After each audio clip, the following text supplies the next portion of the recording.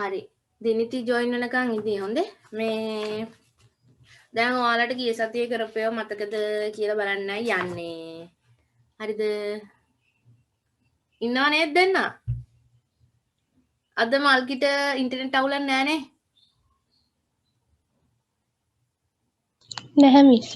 හරි ඕකේ. ඔයා මට එව්වේ නෑනේ නෝට් එක. අර ගෙදර වැඩ අර පොයින්ට්ස් ටිකක් තිබ්බා ඒ ටික ලියලා. මේ සතියට විතරක් ඔන්න දෙනවා එක්ස්කියුස් එකක්. ඊළඟ සතියේ ඉඳන් නම් කරන වැඩ එවන්න ඕනේ. දෙන වැඩ කරලා එවන්න ඕනේ. හොඳේ? හරි. දැන් තොරතුරු හා සංවේදන තාක්ෂණය කියන්නේ මොකද්ද? කියන්න මට දිනිති. පොත බලාගෙන කියන්න එපා. ඒ වචන ටික හැම මොනෙත් නෑ. කටට එන විදිහට කියන්න තේරුම. තොරතුරු සහ සංනිවේදන තාක්ෂණය කියන්නේ මොකද්ද?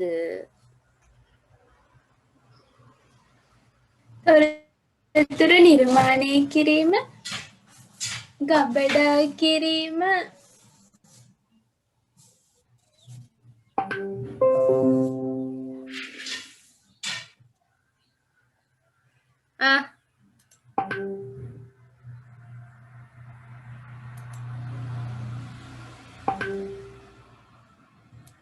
තාමනවාද? තොරතුරු නිර්මාණය කරනවා, ගබඩා කරනවා, හසුරවනවා, sannivedanaya කරනවා, භාවිතා කරනවා, කළමනාකරණය කරනවා යනාදී මේ වගේ වැඩ කරන්න බිහි වූ තාක්ෂණයට තමා කියන්නේ තොරතුරු තාක්ෂණය කියලා. හොඳද?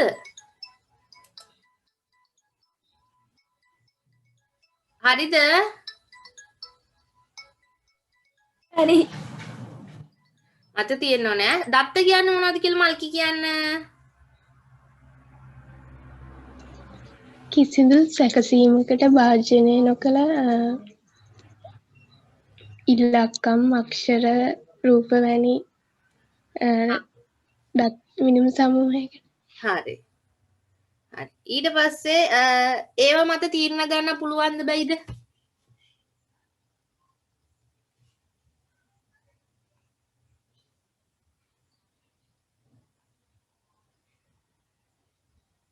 ඒව මත තීරණ ගන්න පුළුවන්ද බැරිද? දත්ත මත මල්කි කියන්න මට. බැහැ. බෑ. ඒව තරු දාලා එහෙම ලියාගන්න කිව්වා ලියාගන්න නැති කියලා හිතනවා මේ යටි. මේ ඊට පස්සේ දත්ත පිළිටන්න පුළුවන් ආකාර මොනවද? ඒවා මම කියන්නයි කියලා ලේසියිනේ. ලිඛිත විදිහටයි, ශ්‍රව්‍ය විදිහටයි, දෘශ්‍ය විදිහටයි. Text, audio, video. ටෙක්ස්ට් කියන්නේ ඉලක්කම්, අක්ෂර, විරාම ලක්ෂණ. ඉතින් මේ එහෙම. ඊට පස්සේ දත්ත වර්ගීකරණය කරනවා ප්‍රධාන කොටස් දෙකකට. විඩියෝන් කරන්න මේ ගණන් ගන්න බෑ මම මේ ටිකක් තියෙනින්ද. නෙවත. දත්ත වර්ගීකරණය කරනවා ප්‍රධාන කොටස් දෙකකට. එකක් ප්‍රමාණාත්මක දත්ත. ප්‍රමාණාත්මක කියන්නේ quantitative data. අනිත් එක ගුණාත්මක දත්ත. ඒවා qualitative data. හරිද? ප්‍රමාණාත්මක කියන්නේ ඉලක්කමකින් කියන්න පුළුවන් මේ වගේ ප්‍රමාණයක් කියලා. ගුණාත්මක දත්තයක් කියන්නේ මේ මොකක් හරි ලක්ෂණයක්. ඒ හඳුන්වන එකේ මොකක් හරි ලක්ෂණයක්. හරිද? එහෙම. ඊට පස්සේ ප්‍රමාණාත්මක දත්තයක් සංඛ්‍යාත්මක ලෙස ඉදිරිපත් කළ හැකි. ගුණාත්මක දත්තයක් සංඛ්‍යාත්මක ලෙස ඉදිරිපත් කළ නොහැකි. හරිද? තොරතුරු කියන්නේ මොකද්ද කියලා මට කියන්න කවුද දිනිති? තොරතුරක් කියන්නේ මොකද්ද?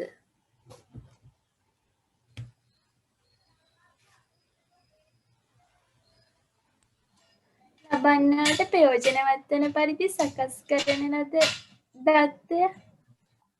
ලබන්නාට ප්‍රයෝජනවත් වන පරිදි අර්ථාන්විතව සකස් කරන ලද දත්තවලට තොරතුරු කියලා කියනවා. තොරතුරු මත පදනම් වෙලා තීරණ ගන්න පුළුවන්ද බැරිද? පුළුවන්. පුළුවන්. හරි. ඊට පස්සේ තොරතුරු වල ගති ලක්ෂණ මොනවද? ඉක්මනට කියන්න දෙන්නම කියන්න. දෙන්නට මතක් වෙන එක එක ඒවා ටික කියන්න ඉක්මනට. අර්ථාන්විත වෙන්න ඕනේ. හරි. කාලීන වෙන්න. හරි. සරල වෙන්න ඕනේ. නිවැරදි විය යුතුයි. විශ්වාසනීය විය යුතුයි. අවශ්‍ය වේලාවට අවශ්‍ය පුද්ගලයාට ලැබිය යුතුයි. හරිද? ඊට පස්සේ තොරතුරු වල අදාළත්වය කියන්නේ කියලා ඔන්න එකක් ඉගෙනුවා. තොරතුරු වල අදාළත්වය කියන්නේ තොරතුරු අදාළ පුද්ගලයාට අදාළ වේලාවදී ලැබෙන්න ඕනේ.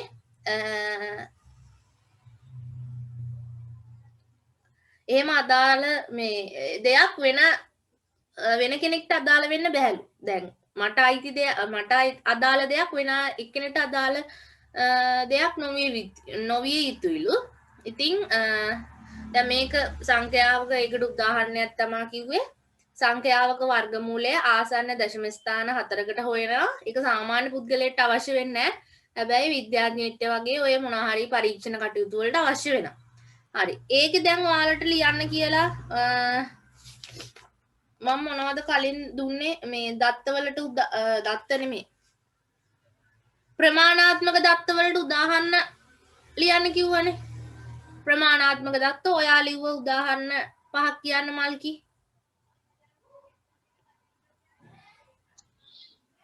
පොතක මිල.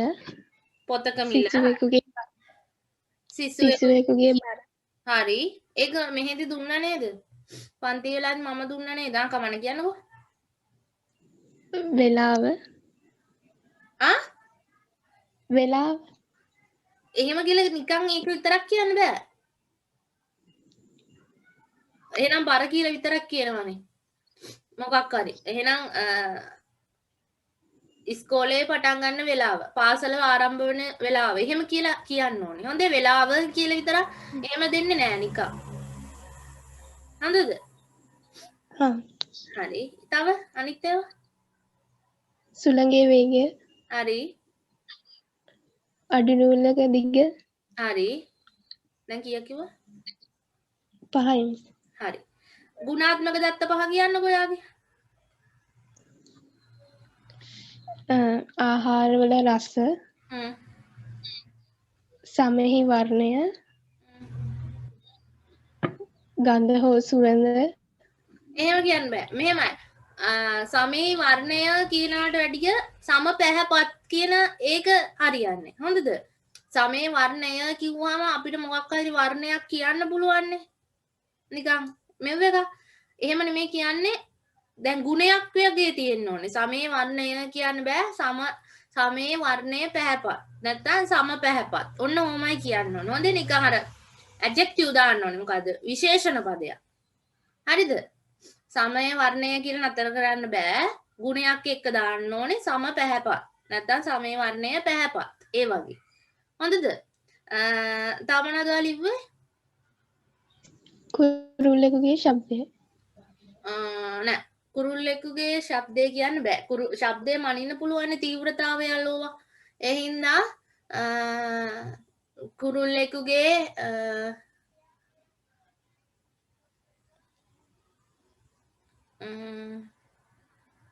කුරුල්ලෙකුගේ මිහිරි නාදය නිකන් එන්නේ වගේ තියෙන්න ඕනේ. ඇඩ්ජෙක්ටිව් එකක් දාලා. ඒ කියන්නේ විශේෂණ පදයක් දාලා තියෙන්න ඕනේ. හොඳද?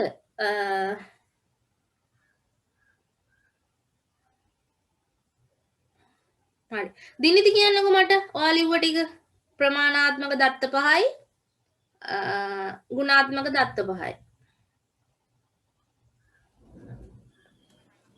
අහසේ වර්ණය, පොත්තක හැඩය, මිනිසෙකුගේ ශබ්දය, අහසේ ප්‍රමාණය. මේ ඔයා ඔය කිව්වේ මොනවද? ගුණාත්මක දත්ත. ප්‍රමාණාත්මක දත්ත එහෙම කියන්න බෑ.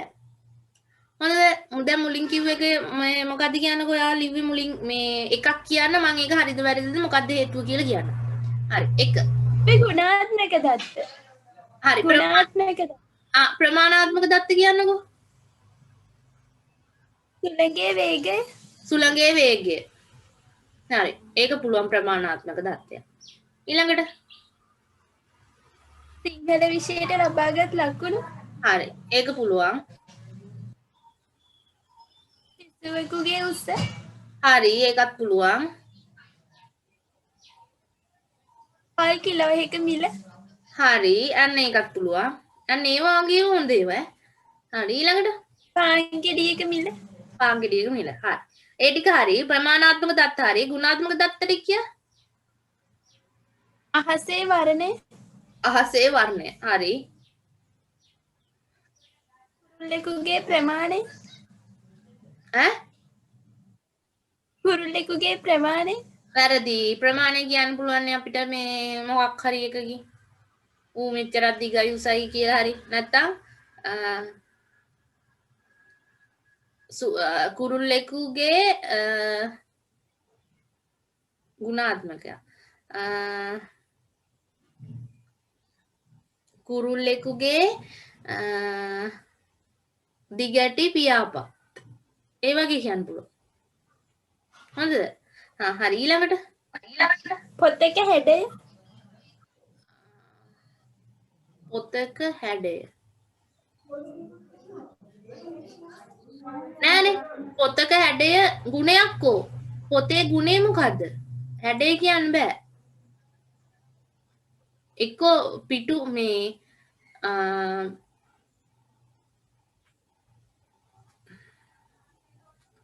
කොහොමද ඒ කියන්නේ ගොඩක් දැන් මල්ලසේකර ඩික්ෂනරි වගේ ගන්න නම් ඔන්න ලොකු පොතක්. ඒ වගේ එහෙම අර ගුණයක් තියෙන්න ඕනේ. පොතේ ගුණේ මොකක් හරි එකක් දාන්න ඕනේ. අර පොතේ ඔයා මොකද කිව්වේ විශාලත්වය නේද? ඒක විතර විශාලත්වය කියන එක ගුණයක් නෙමෙයිනේ. ඒකේ මොකක් හරි ලක්ෂණයක්.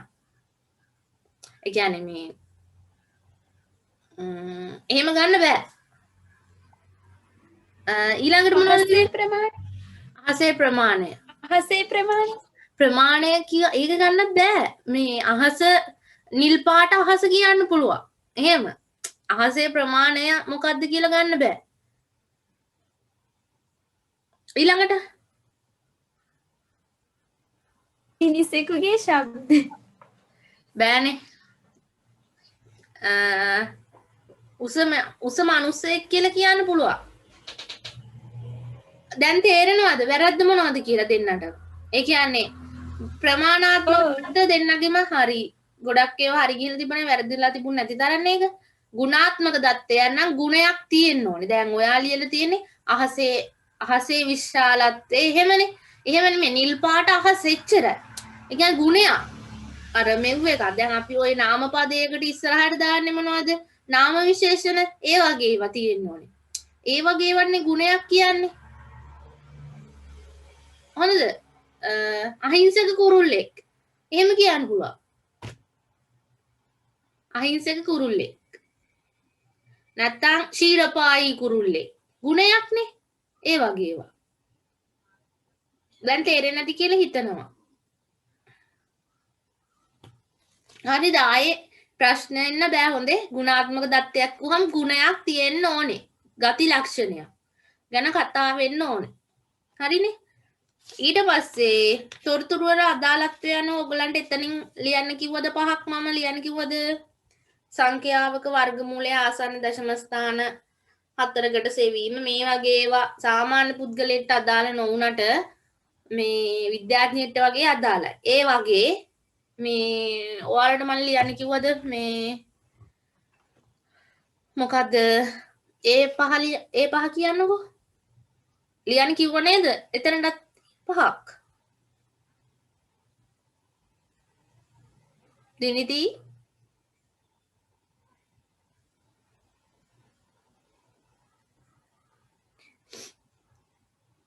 හෙලෝ ලිව්වද ලියන්න බැරි වුණාද දන්නේ නැද්ද ලියන්න?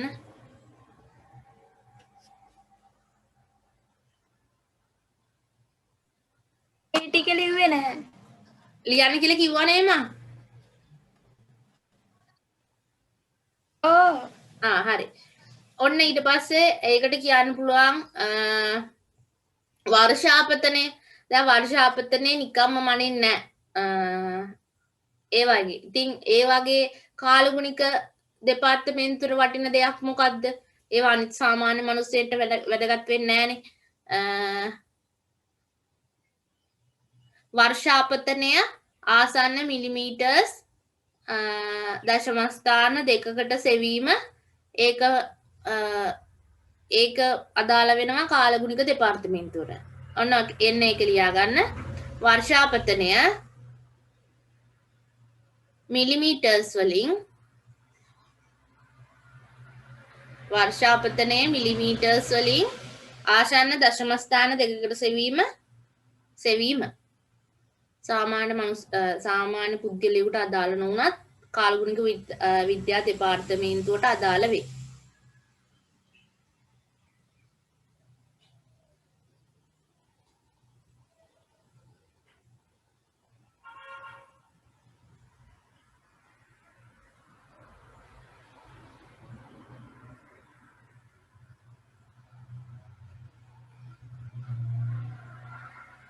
හරිද? ඊළඟ එක අඟහරු ග්‍රහයාගේ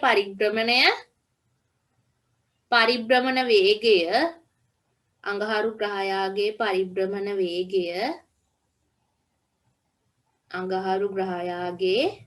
පරිභ්‍රමණ වේගය සාමාන්‍ය පුද්ගලයෙකුට අදාළ නොවුනට අර මේ දැන් මොනවද අඟහරු මත ජීවත් වෙන්න පුළුවන්ද ඕවා මේවා ගැන විශ්ලේෂණය කරන සයන්ස් ඒ කියන්නේ මේ පරීක්ෂකයෝ කණ්ඩායමකට ඒක වැදගත් වෙනවානේ. එතකොට අදාළත්වය තමා අඟහරු ග්‍රහයාගේ පරිභ්‍රමණ වේගය සාමාන්‍ය පුද්ගලයෙකුට අදාළ නොවුනට ඒ පිළිබඳ පරීක්ෂණය කරන කණ්ඩායමකට අදාළ වේ.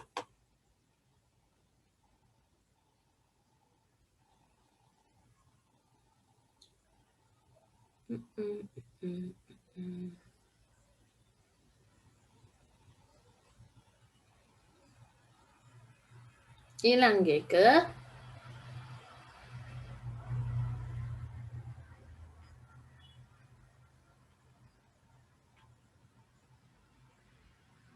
බිහිරි පුද්ගලයෙකුට ශ්‍රව්‍ය උපකරණයක්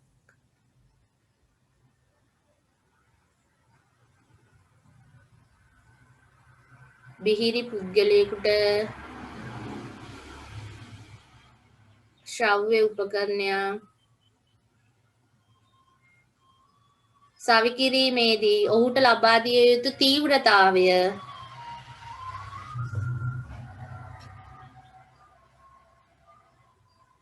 සාමාන්‍ය පුද්ගලයෙකුට අදාළ නොවුනත්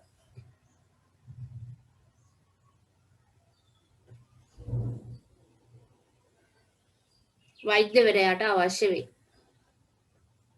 බිහිරි පුද්ගලයෙකුට ශ්‍රව්‍ය උපකරණයක් සවිකිරීමේදී එය ලබා දිය යුතු තීව්‍රතාවය සාමාන්‍ය පුද්ගලයෙකුට අවශ්‍ය නොවුවත් වෛද්‍යවරයාට අවශ්‍ය වේ. හරිද? ඒ වගේ තව දෙකක් ඕගොල්ලෝ ලියන්න හොඳේ. එන්නේ ඒ වගේ දැන් තේරෙන්නේ නැතිනේ. ඊට පස්සේ තව මොනවද දුන්නේ හිස්තැන්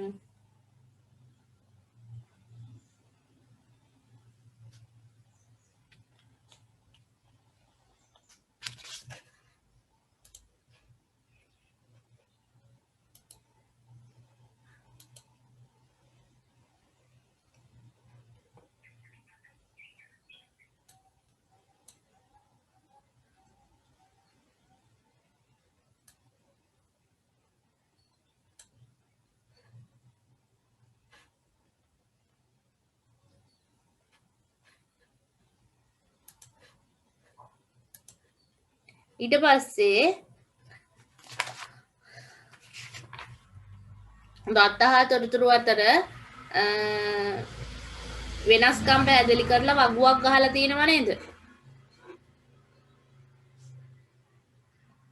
දත්තවල දත්තයි තොරතුරුයි.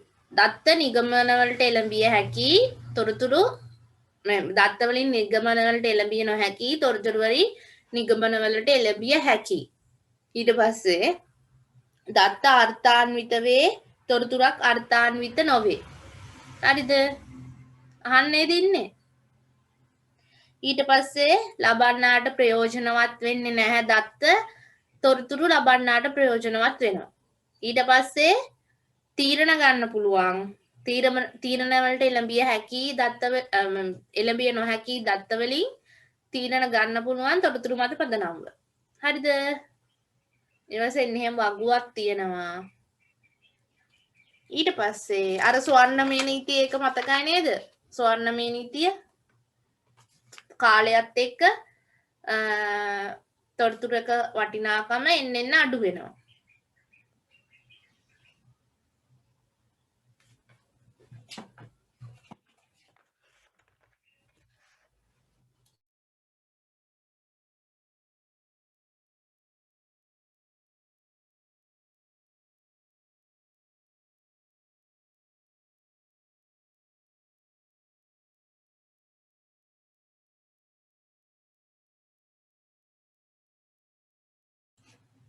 ඊට පස්සේ දත්ත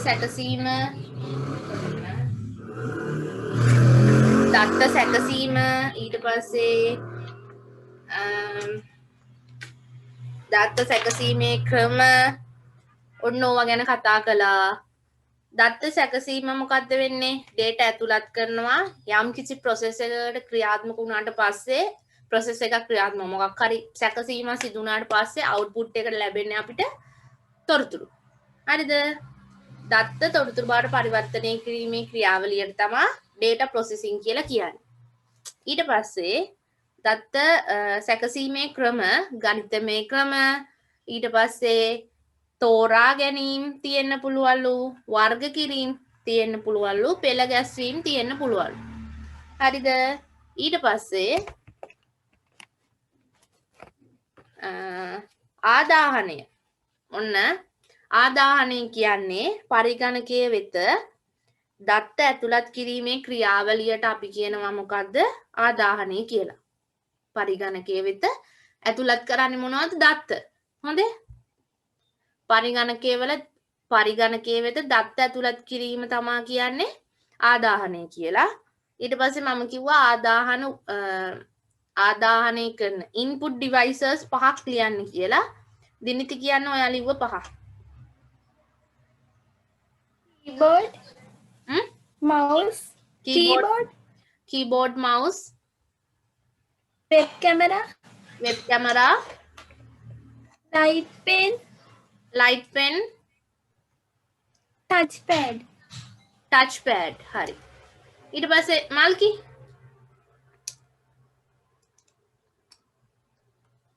light pen keyboard touch screen mouse joystick scanner එක තාමන දෙන්නේ ස්කෑනර් එක ඒක දෙන්නගේ එක්කෙනෙක් හරි ඒකත් තව එකක් මත තියාගන්නකො දන්නවනේ ඉතින් touch screen ඒ කිව්වා ඔය ටික තමයි තව එක ඒවා තියෙනවා මේ කාටුන් වගේ අඳින්න ගන්න අර කිව්වද ටච් මොකද්ද ලයිට් පෙන් එක ඒක දන්නවද දන්නේ මෙහෙම පොතක් වගේ ටැබ් එකක් වගේ එකක් උඩ තියාගෙන අඳිනකොට මේකේ මේ ඇඳෙනවා චිත්‍රේ ඒ වගේ එකක් ඊට පස්සේ ආදාහනය අවුට්පුට් කියන්නේ තොරතුරු පරිගණකයෙන් පිටතට ලබා දීමේ ක්‍රියාවලියට තමයි අවුට්පුට් කියන්නේ අවුට්පුට් ඩිවයිසස් පහක් කියන්නේ කොහොම මම කියන්නේ අවුට්පුට් ඩිවයිසස් පහ monitor printer speaker multimedia projector plotter හරි මේ දිනිති කියන්න ඔයා ලිව්ව පහ monitor printer plotter හරි video output කියන්නේ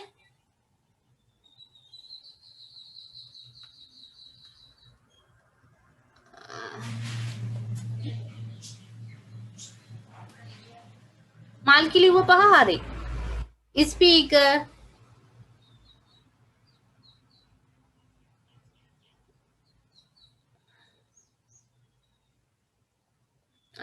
මොකද ස්පීකර් එකයි මොනිටර් එකයි ප්‍රින්ටර් එකයි ප්ලොටර් එකයි තව මොකක්ද එකක් කිව්වේ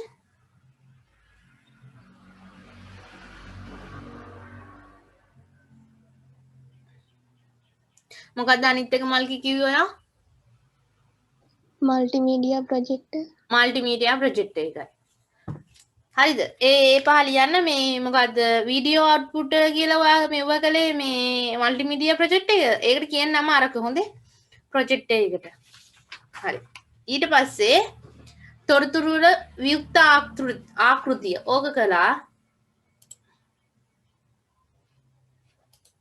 තොරතුරු වල වියුක්ත ආකෘතිය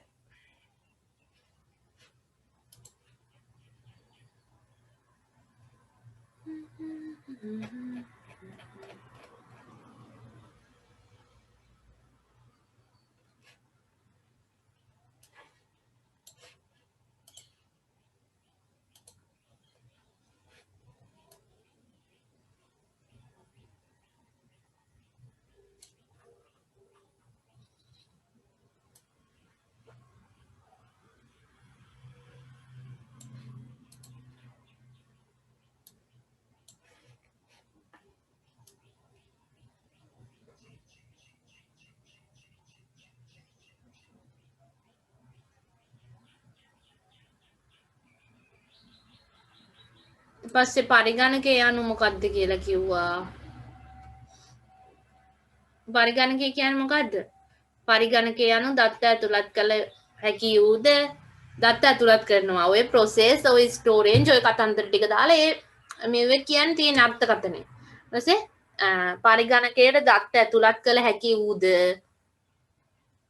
දත්ත සකස් කළ හැකි වූද දත්ත හා තොරතුරු ගබඩා කළ හැකි වූද සකස් කළ තොරතුරු ප්‍රතිදානය කළ හැකි වූද විද්‍යුත් සංඛ්‍යාංක උපකරණයකට පරිගණකය කම්පියුටර් ලෙස හැඳින්වෙනවා.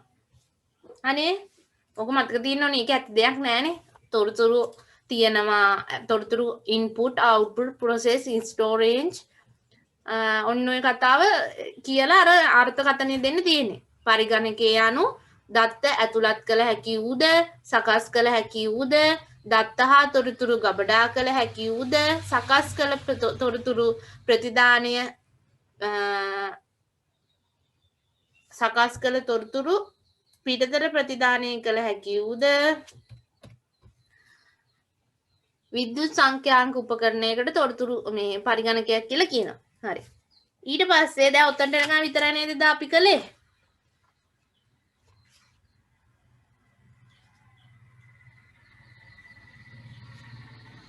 ඔව් නේද?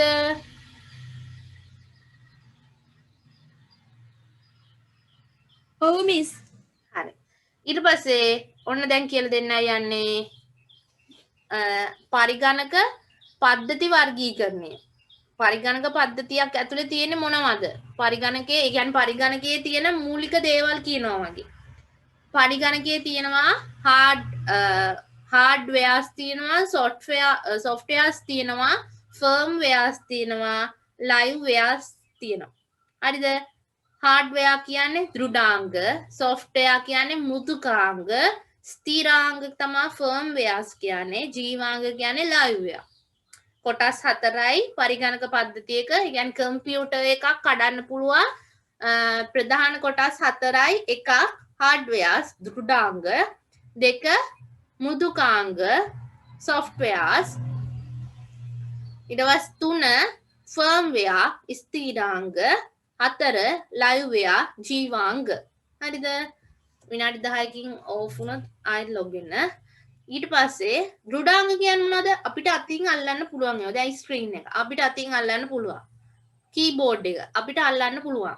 දෘඩ ඒ කියන්නේ මතු පිටට අල්ලන්න පුළුවන් දේවල්.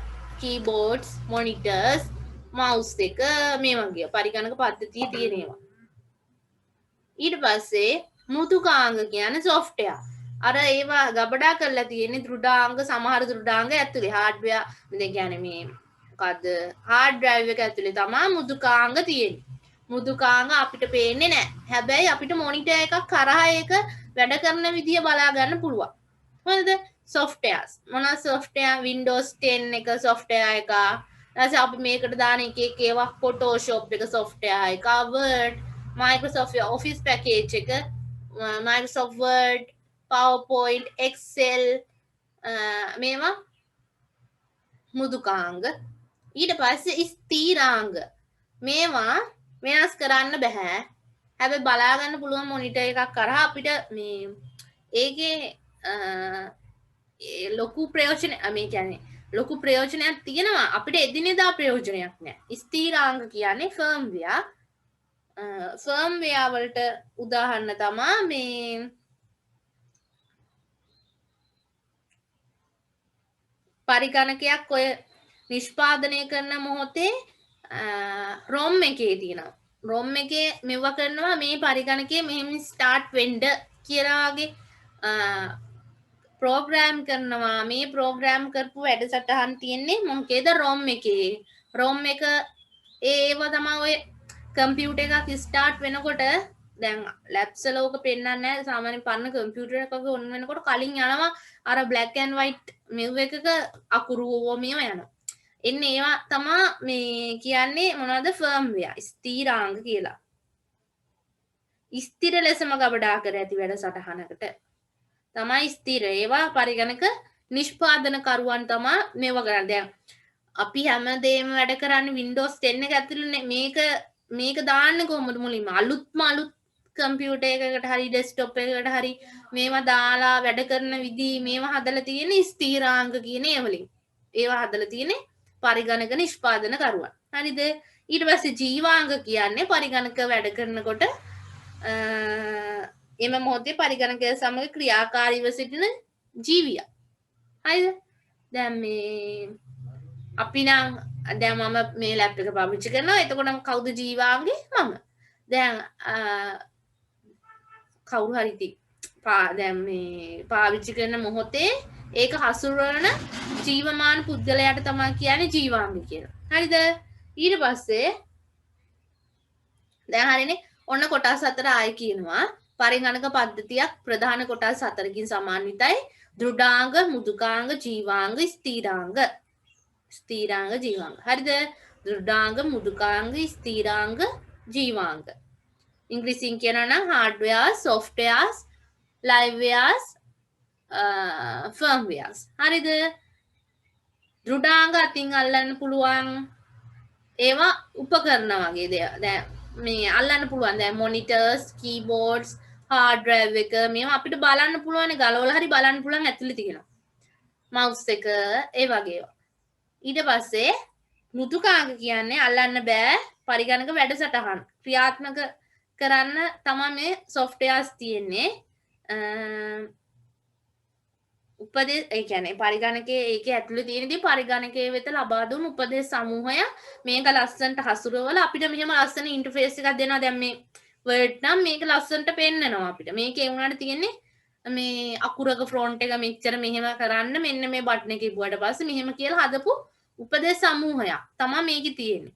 ඉතින් මේවට තමයි කියන්නේ softwares කියලා. මේ output එකට ලස්සනට මේ monitor එකේ පේන්න තිබ්බට මේ software එක අපිට අල්ලන්න බෑ. මේවා තියෙන්නේ hard drive එකේ save කරලා. උදාහරණ මොනවද? Microsoft Office package එක, Microsoft Word, Excel, PowerPoint මේවා. තව මොනවද? Windows 10 ඒවා මෙහෙයුම් පද්ධතිය. මෘදුකාංගයක් තමයි. තව මොනවද? දැන් මේ මගේ Photoshop, Premiere Pro, AutoCAD, SketchUp මේවා අපිට ඕනි ඒවා. ඉතින් මෙන්න එහෙම softwares තියෙනවා. තව notepad එක කොහොම තව ඕගොල්ලන්ට HTML type කරන්න පුළුවන් software එකකින් C කියන එන්නේ වගේ ඒවා softwares එහෙම. ඊට පස්සේ ස්ථිරාංග කියන්නේ ස්ථිරාංක කියන්නේ පරිගණක නිෂ්පාදනකරුවන් විසින් පරිගණකය මෙන්න මෙහෙම ක්‍රියාත්මක වෙන්නයි කියලා පරිගණක නිෂ්පාදන කරන මොහොතේම ස්ථිර ලෙස ගබඩා කරපු ඒවා ස්ථිරාංග කියන්නේ. මේවා තියෙන්නේ ROM එකේ පරණ කම්පියුටර්ස් වගේ රන් කරනකොට ඉස්සරහින් black and white අකුරු මෙහෙම මෙව්වා වෙන්නේ ඒ ස්ථිරාංග තමයි. හොඳේ? ඒ ස්ථිරාංග වල තියෙන කෝඩින් ඕවා මේවා තමයි ඉස්සරහින් රන් වෙන්නේ. අර නිකන් ලයිට් බිල් එක වගේ එනවා ඉස්සරහට මෙහෙම පල්ලෙහාට ඇවිල්ලා ඒව නිකම්ම යනවා. Windows open වෙනවා. ඒවට ස්ථිරාංග ජීවාංග කියන්නේ පරිගණකයේ ඒ මොහොතේ පාවිච්චි කරන ජීවමාන කෙනාට තමයි මේ මොකද්ද ජීවාංග කියලා කියන්නේ. ජීවාංගය කියන්නේ ඒ මොහොතේ පාවිච්චි කරන පුද්ගලයා හෝ ජීවියා ඉතින්. හරිද? ඊට පස්සේ අද දිනේ දාලා මාතෘකාව දාන්න.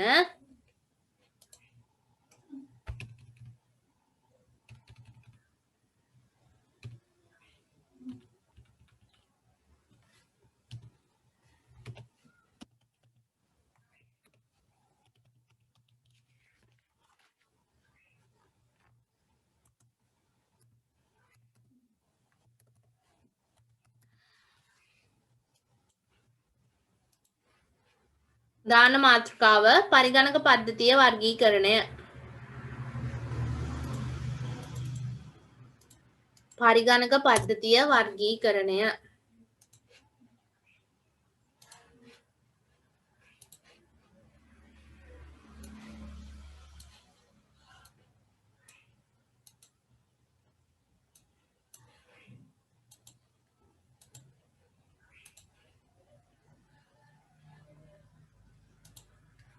පරිගණක පද්ධතිය වර්ගීකරණය.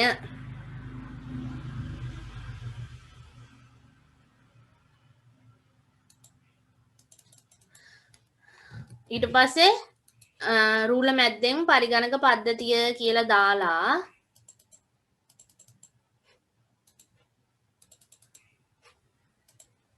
රූල මැද්දෙන් පරිගණක පද්ධතිය කියලා දාලා අර ඉරි ගහලා ලියා ගන්න.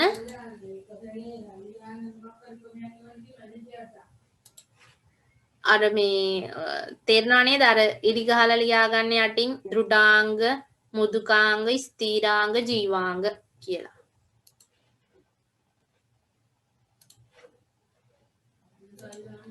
දෘඩාංග, මුදුකාංග, ස්ථීරාංග, ජීවාංග.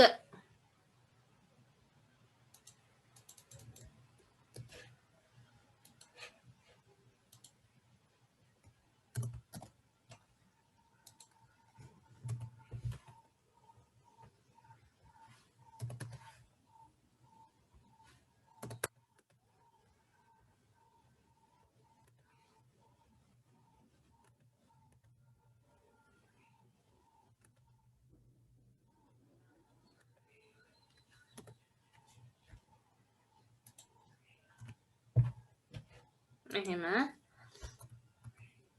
ඊට පස්සේ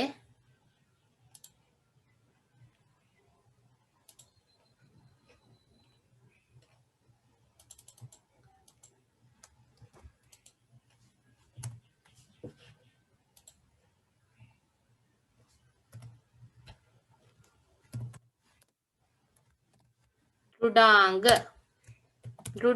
කියන්නේ hardware.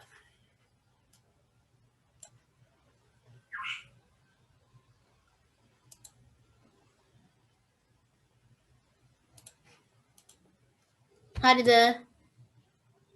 ඊට පස්සේ ඒක යටතේ ලියා ගන්න. යටතේ ලියා ගන්න මේ මං කියන ඒවා. හරිද? ඊට පස්සේ දෘඩාංග යටතේ මම මේ කියන වාක්‍ය ලියා ගන්න මෙතනින්.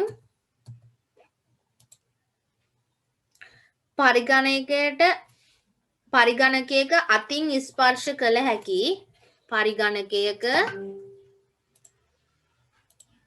පරිගණකයක අතින් ස්පර්ශ කළ හැකි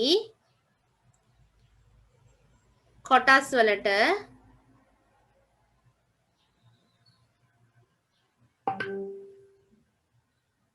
දෘඩාංගයයි කියනු ලැබේ.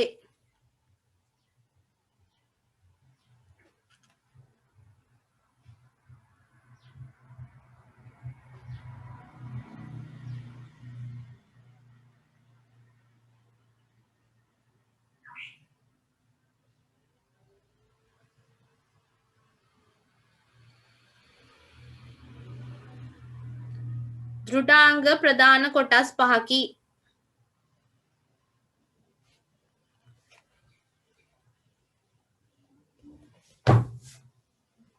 එක input device,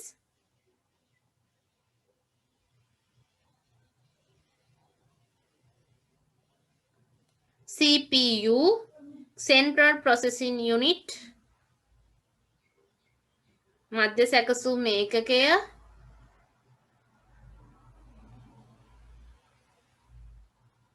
තුන output device ප්‍රතිදාන උපාංග,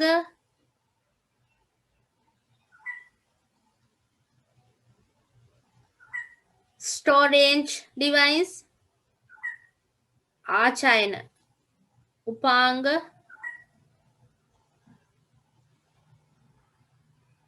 ඊළඟ එක communication device sannivedana උපාංග.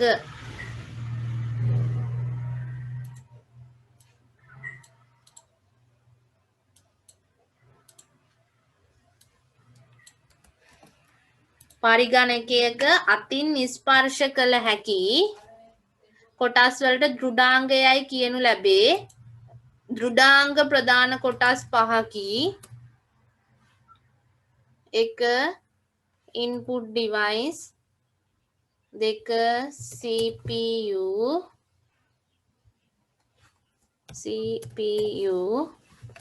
ඒ කියන්නේ central processing unit මධ්‍ය සැකසුම් ඒකකය,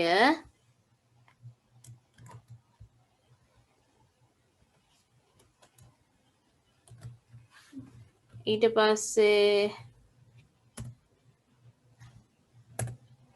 output device ප්‍රතිදාන උපාංග. මේක මේ අකුරු වැරදියට ටයිප් වෙන්නේ ඒක ගණන් ගන්න එපා. මම අර කියනකොටනේ වැදෙන්නේ. ඊට පස්සේ storage device ආචයන උපාංග.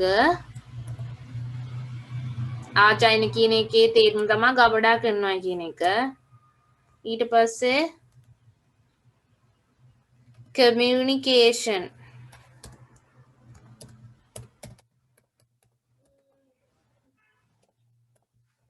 device sannivedana උපාංග.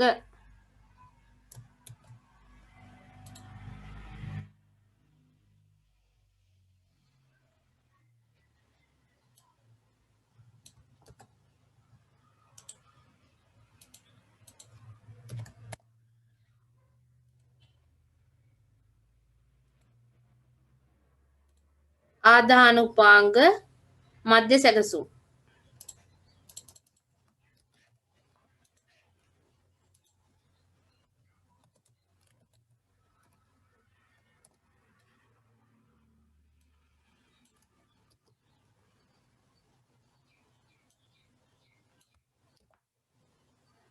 හරි.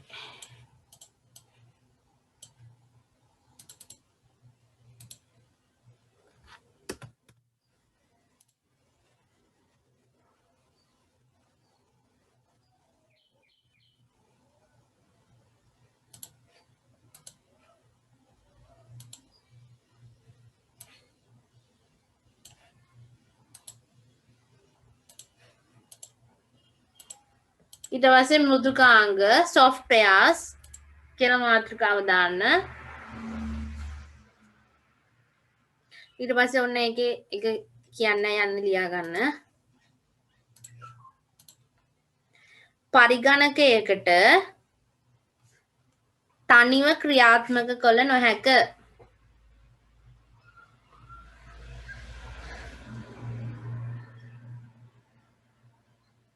පරිගණකයකට තනිව ක්‍රියාත්මක විය නොහැක.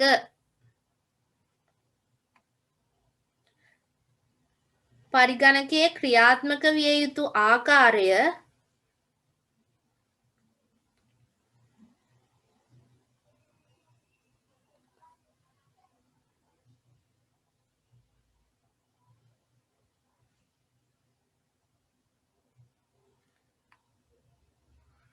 පරිගණක වැඩසටහන් කරුවෙකු විසින්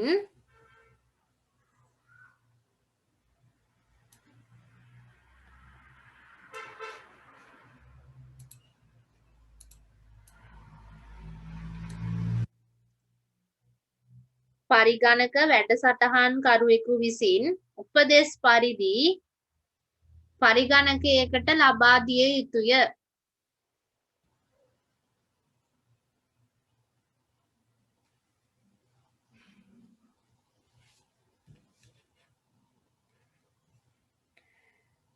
මෙලෙස ලබා දුන් උපදෙස් සමූහයකට පරිගණක වැඩසටහනක් යැයි කියනු ලැබේ.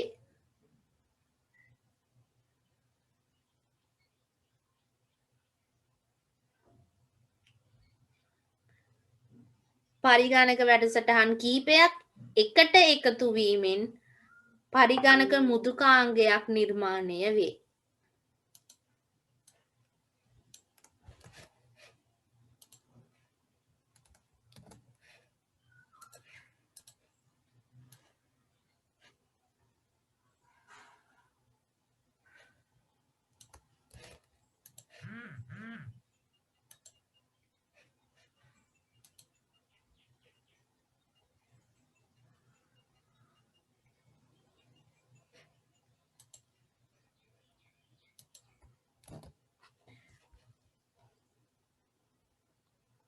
තනිව ක්‍රියාත්මක විය නොහැක. පරිගණකයකට තනිව ක්‍රියාත්මක කළ නොහැක. පරිගණකයේ ක්‍රියාත්මක විය යුතු ආකාරය පරිගණක වැඩසටහන් කරුවෙකු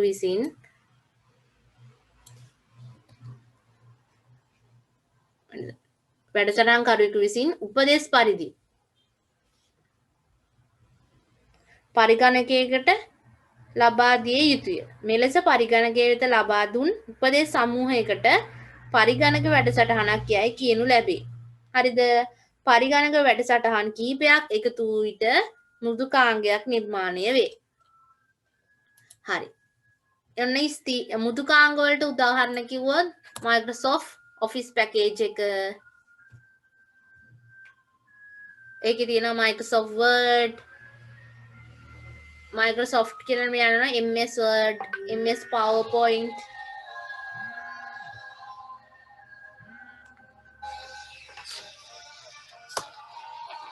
පොඩක් දෙන්න.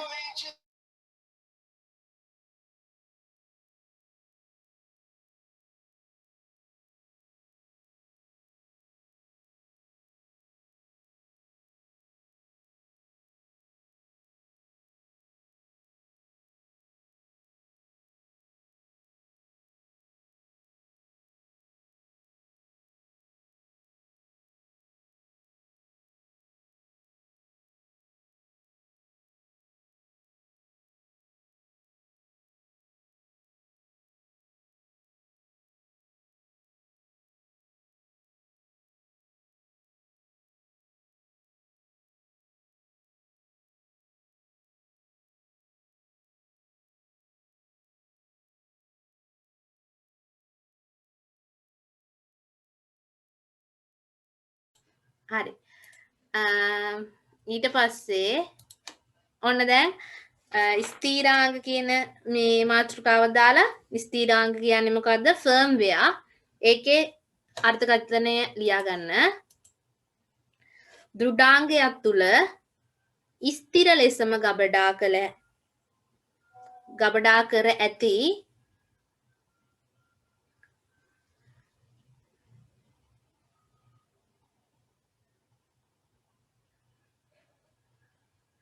දෘඩාංගයක් තුල ස්ථිර ලෙසම ගබඩා කර ඇති වැඩසටහනකට ස්ථීරාංගයක් ලෙස කියනු ලැබේ.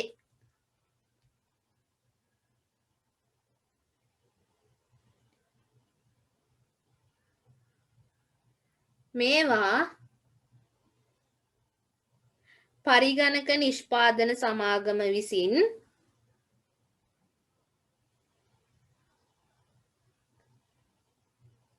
පරිගණකය නිෂ්පාදනය කරන අවස්ථාවේදීම පරිගණකයේ ගබඩා කරනු ලැබේ.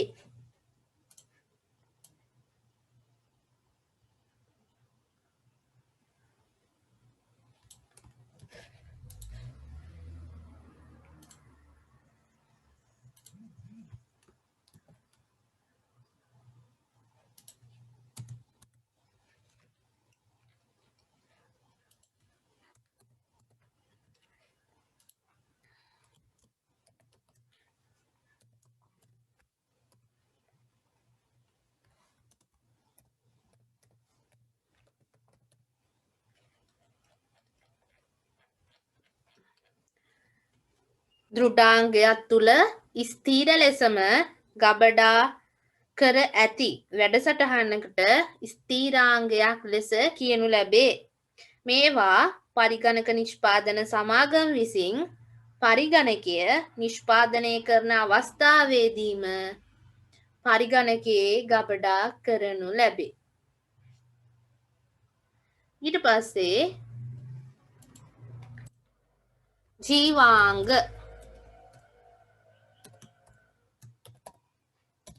ලැබුවා.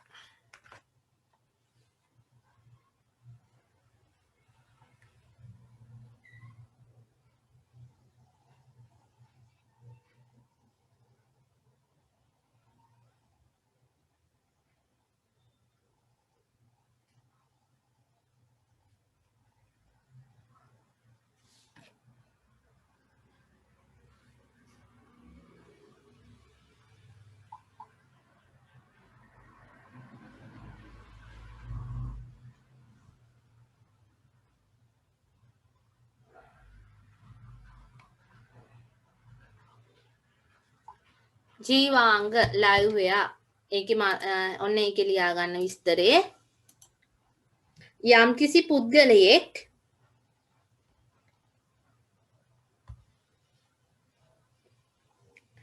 යම්කිසි මොහොතක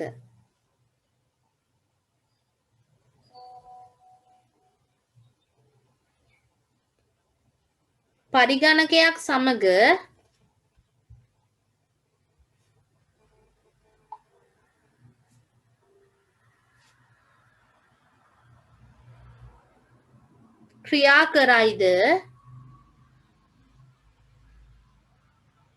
ක්‍රියා කරයිද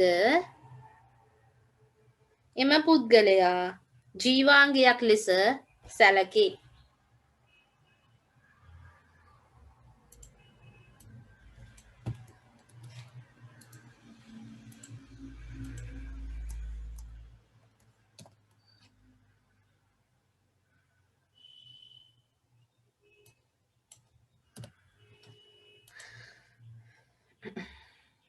ඒ කියන්නේ ඒ මොහොතේ පාවිච්චි කරන එක්කෙනාට තමා කියන්නේ ජීවාංග කියලා. ඒ මොහොතේ කවුද කම්පියුටර් එක පාවිච්චි කරන්නේ? යා ජීවාංගයක්.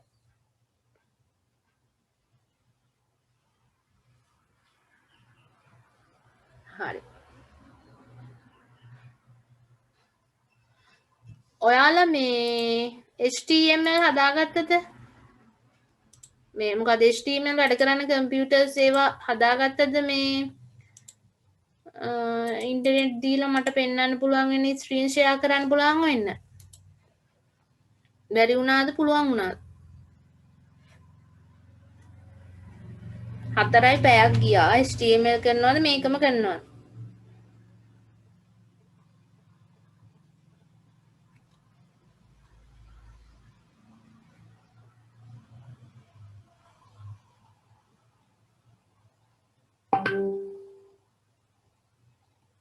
හෙලෝ මෙයා වැදෙන නැද්ද? මල්කි දිනිති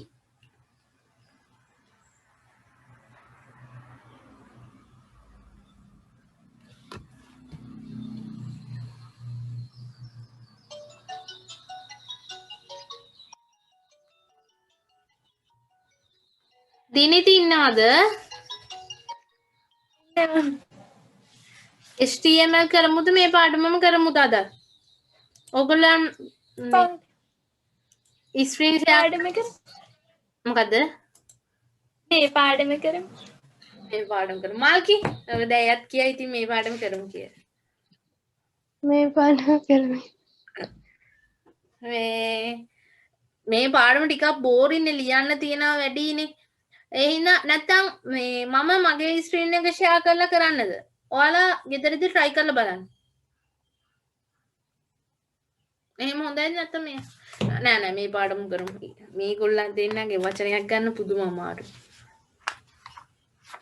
හරි ඊට පස්සේ තියෙන්නේ තොරතුරු හා sannivedana තාක්ෂණයේ භාවිත හා නිර්මාණ වූ ප්‍රතිලාභ. ඒ කියන්නේ තොරතුරු තාක්ෂණයේ භාවිත හා හමු ඒකින් ලැබිච්ච ප්‍රතිලාභ. ලැබිච්ච මේ දේ තොරතුරු තාක්ෂණය නිසා. ඊට පස්සේ ඒවා එක එක ශාස්ත්‍රවල කොහොමද කියලා අධ්‍යාපන ශාස්ත්‍රය තුල සෞඛ්‍ය ශාස්ත්‍රය තුල කෘෂිකර්ම ප්‍රවාහන බැංකු ශාස්ත්‍රය තුල මොනවද උනේ කියලා කතා කරන්න යන්නේ අධ්‍යාපන ශාස්ත්‍රය තුල. අපි නිකන් කතා කරලා ඉමු. අධ්‍යාපන ශාස්ත්‍රය තුල මොනවද මේ තොරතුරු තාක්ෂණය නිසා වෙච්ච දේවල්. e-learning distance learning දැන් මේ දවස්වල හරියට ක්‍රියාත්මක වෙන්නේ මේවා. online learning online exam පරිගණක පාදක ඉගෙනීම computer based learning ඊට පස්සේ පරිගණක ආධාරක ඉගෙනීම computer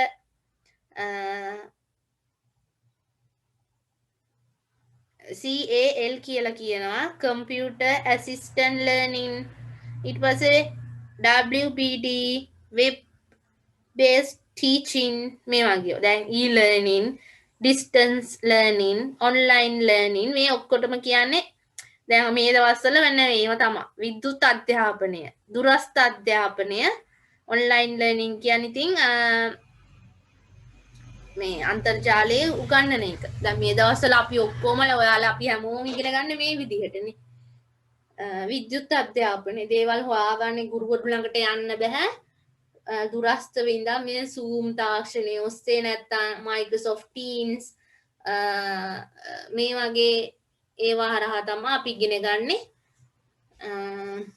e-learning කියන එක. දැන් තොරතුරු තාක්ෂණය නැති වුණා නම් මේ ලෝකේ ගෙවල් වලට වෙලා ඔහේ ඉන්න තමයි වෙන්නේ ඉගෙන ගන්න යන්න විදිහක් නැතුව. දැන් කොච්චර වටිනවද තොරතුරු තාක්ෂණය? ඉතින් අධ්‍යාපන ශාස්ත්‍රය තුල IT කියන දේ හින්දා ගොඩක් දේවල් ලැබුණා ළමයින්ට.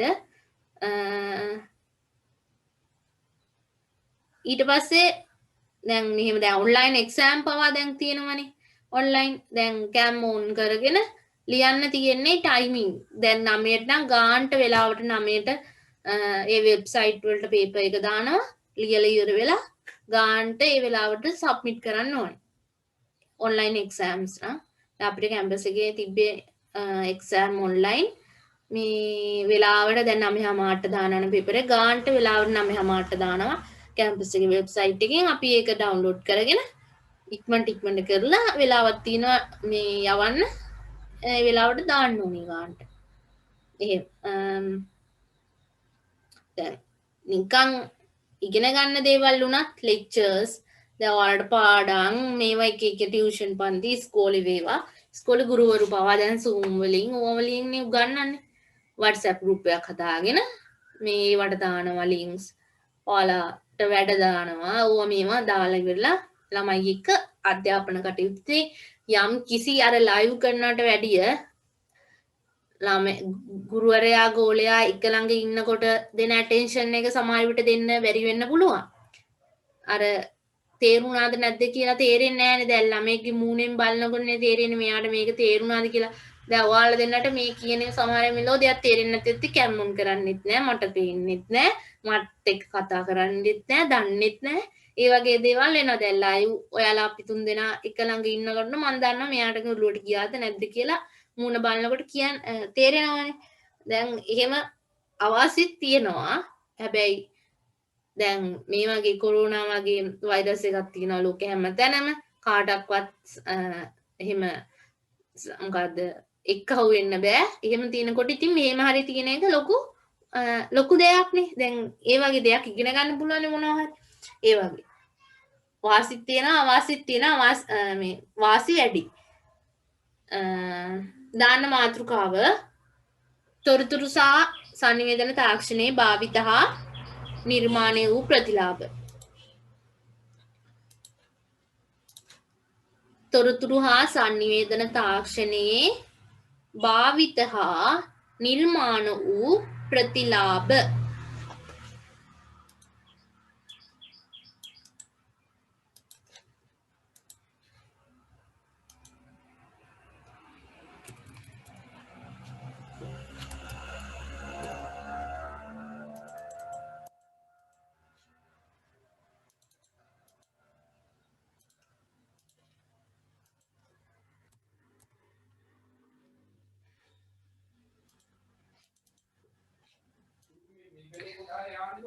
ඊට පස්සේ අංක 1 දාන්න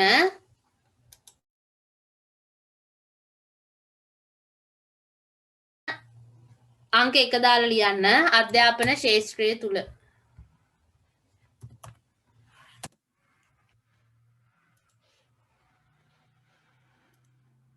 අධ්‍යාපන ශාස්ත්‍රය තුල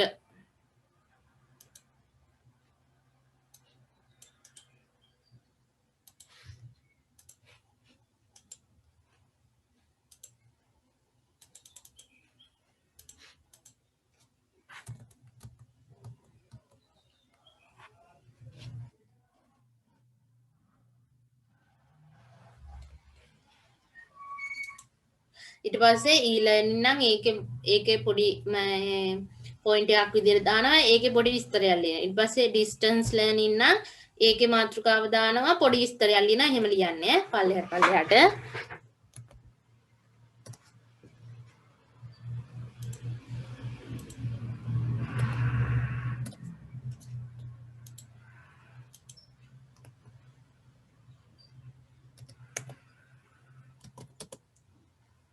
e-learning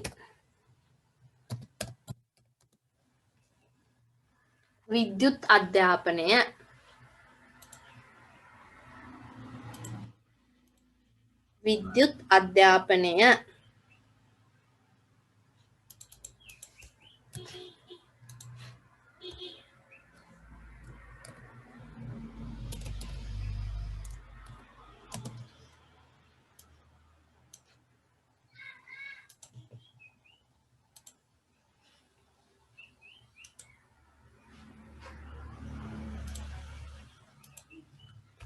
හරිද? ඊට පස්සේ මේ පොයින්ට් එක යටතේ ලියන්න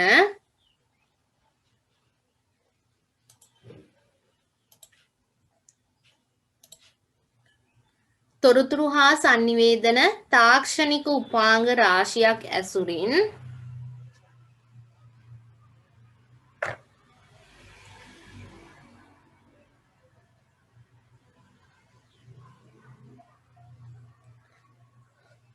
තොරතුරු හා sannivedana තාක්ෂණික උපාංග රාශියක් ඇසුරින් සිදු කරන ලබන ඉගෙනුම් ක්‍රියාවලිය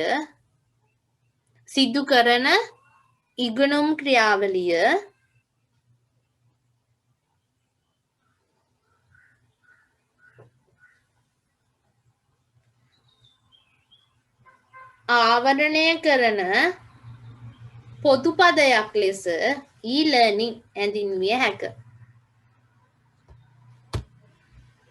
තොරතුරු හා sannivedana තාක්ෂණික උපාංග රාශියක් ඇසුරින් සිදු කරන ඉගෙනුම් ක්‍රියාවලිය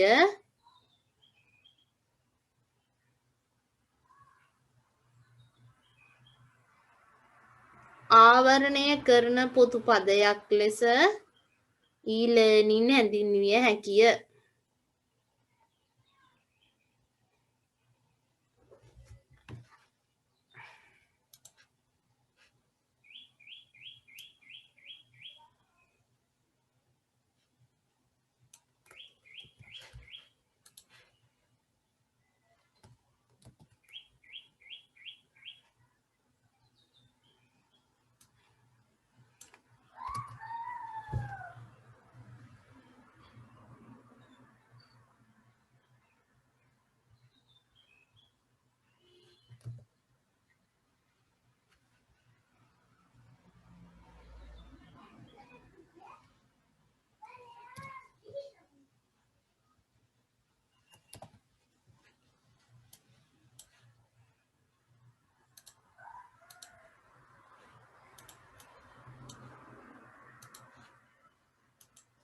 ඊළඟ පොයින්ට් එක දාන්න.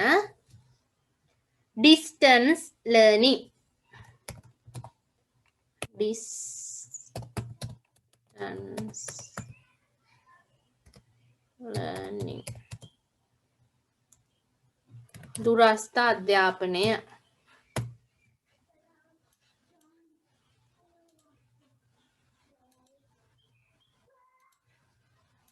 දුරස්ථ අධ්‍යාපනය.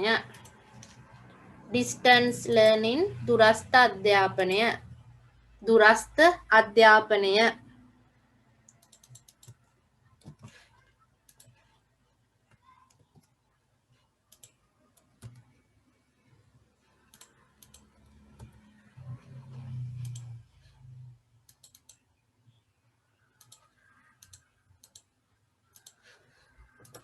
ඒක යටතේ ලියා ගන්න. ගුරුවරයා හා සිසුවා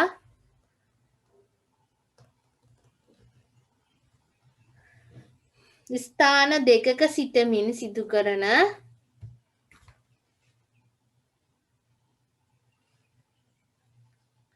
ඉගෙනුම් ක්‍රියාවලිය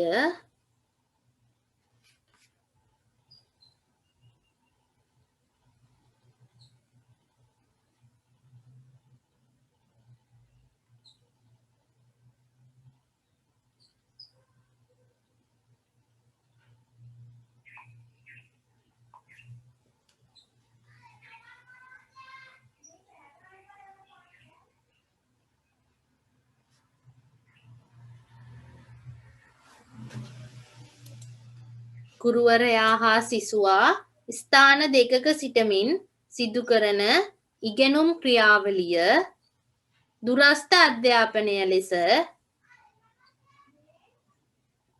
හැඳින්වේ.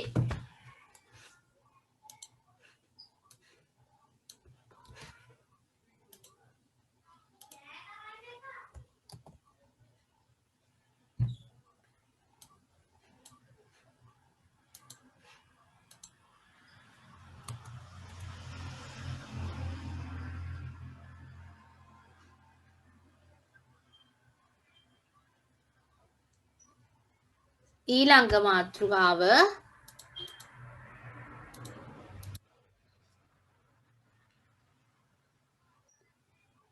online learning.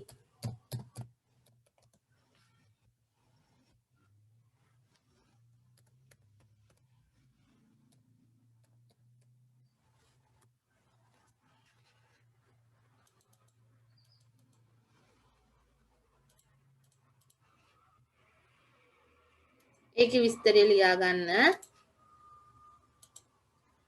අන්තර්ජාලය ඔස්සේ ඉගෙනීම් කටයුතු වල නිරත වීම online learning ලෙස හැඳින්වේ.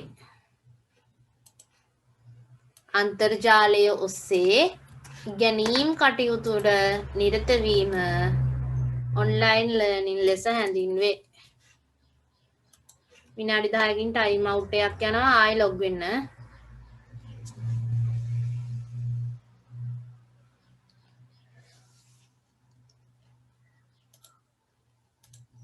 අන්තර්ජාලය ඔස්සේ ඉගෙනීම් කටයුතු වල නිරත වීම online learning ලෙස හැඳින්වේ.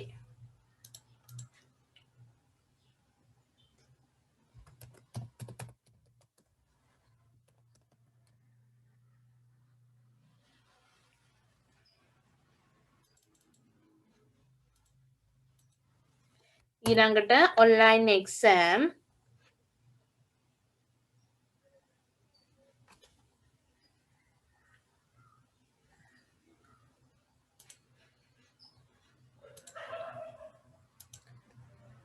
අන්තර්ජාලය ඔස්සේ විභාග කටයුතු වල නිරත වීම මෙලෙස හඳුන්වයි.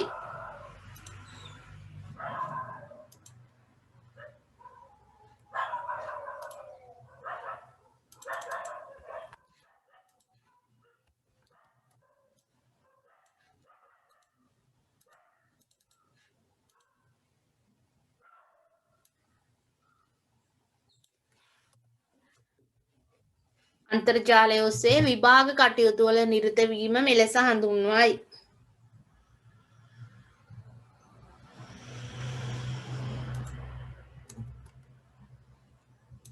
ඊළඟ මාතෘකාව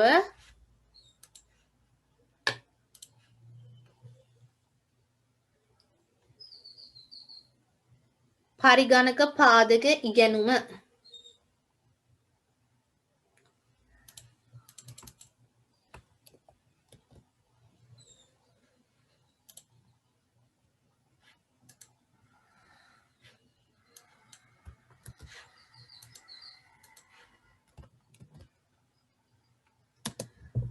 ඒ කියන්නේ computer based learning. computer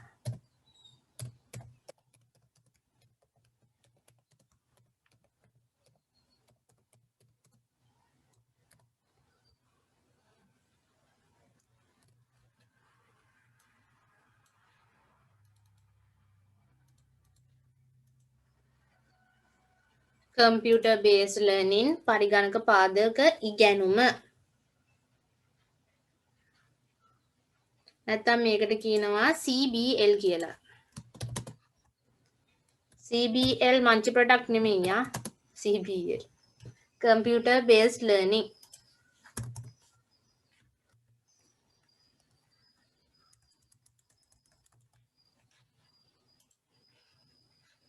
ඒකේ මාතෘකාව යටතේ ලියන්න. ඉගෙනුම් ක්‍රියාවලියේදී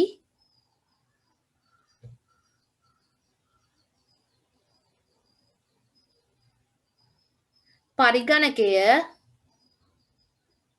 ප්‍රධානතම සංරචකය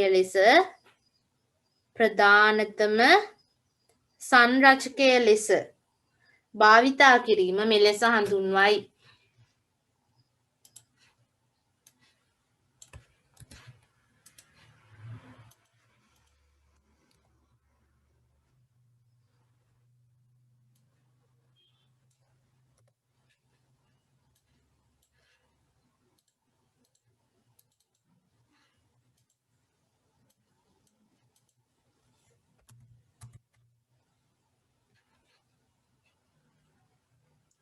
computer based learning CBL කියලා කියනවා. සිංහල තේරුම පරිගණක පාදක ඉගෙනුම. ඉගෙනුම් ක්‍රියාවලියේදී පරිගණකය තමයි ප්‍රධානම දේ. පරිගණකය තමයි ප්‍රධානතම දේ. මේක නැත්තම් ඉගෙන ගන්න බෑ කියලා හිතාගෙන ඔය කරන ඉගෙනුම් ක්‍රියාවලිය වලට තමයි කියන්නේ computer based learning CBL කියලා.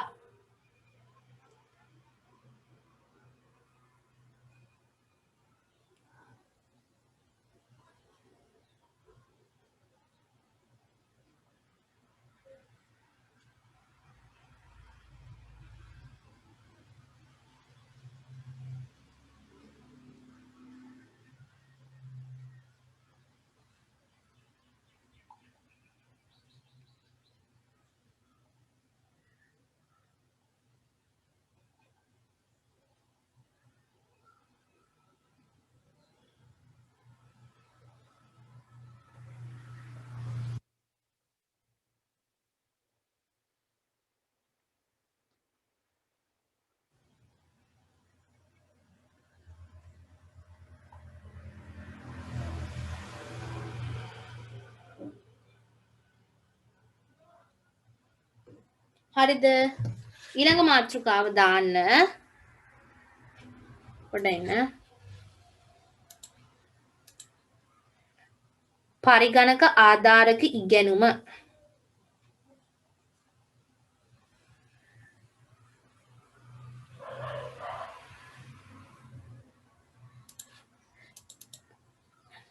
Computer aided learning. computer aided learning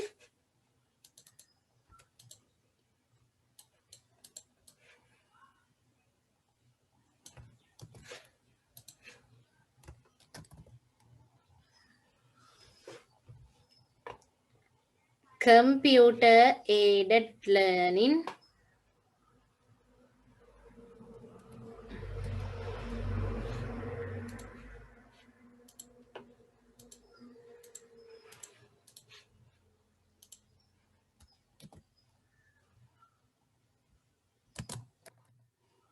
පරිගණක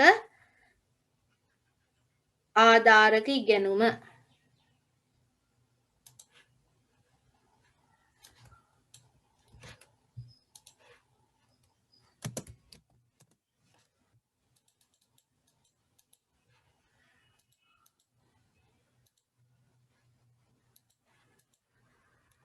ඊට පස්සේ ඒකේ මාතෘකාව ලියා ගන්න.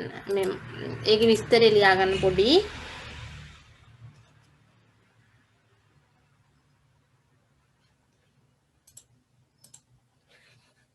ඉගෙනුම්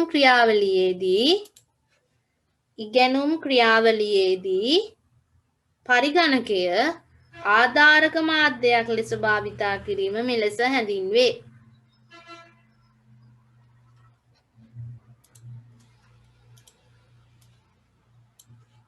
ඉගෙනුම් ක්‍රියාවලියේදී පරිගණකය ආධාරක මාධ්‍යයක් ලෙස. දැන් කලින් එකේ ප්‍රධාන සංරචකය. පරිගණක පාදක ඉගෙනුමේදී ප්‍රධාන සංරචකය, පරිගණක ආධාරක ඉගෙනුමේදී පරිගණක ආධාර මාධ්‍යයක් ලෙස සමා සලකන්නේ. පරිගණකය ඉගෙනුම් ක්‍රියාවලියේදී පරිගණකය ආධාරක මාධ්‍යයක් ලෙස භාවිතා කිරීම මෙලෙස හඳුන්වනවා. ඊට පස්සේ අන්තිම පොයින්ට් එක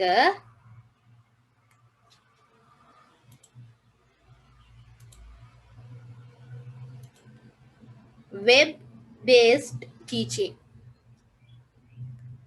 වෙබ් පාදක ඉගෙනුම.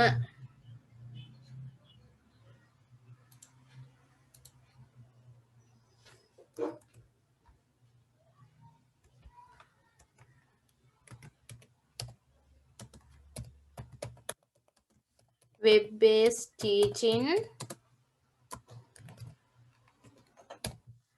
පාදක ඉගෙනුම නැත්නම් මේකට කියන අනිත් වචනේ තමයි WBT.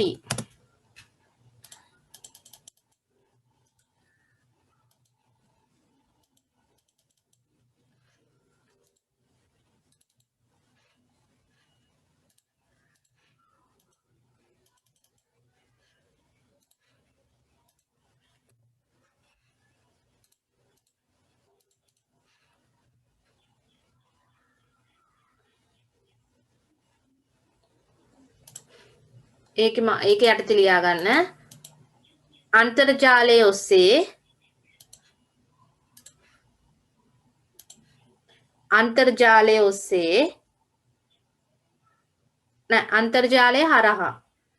අන්තර්ජාලය හරහා ඉගැන්වීම්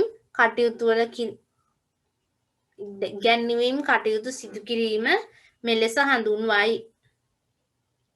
අන්තර්ජාලය හරහා ඉගැන්වීම් කටයුතු සිදු කිරීම මෙලෙස හඳුන්වයි.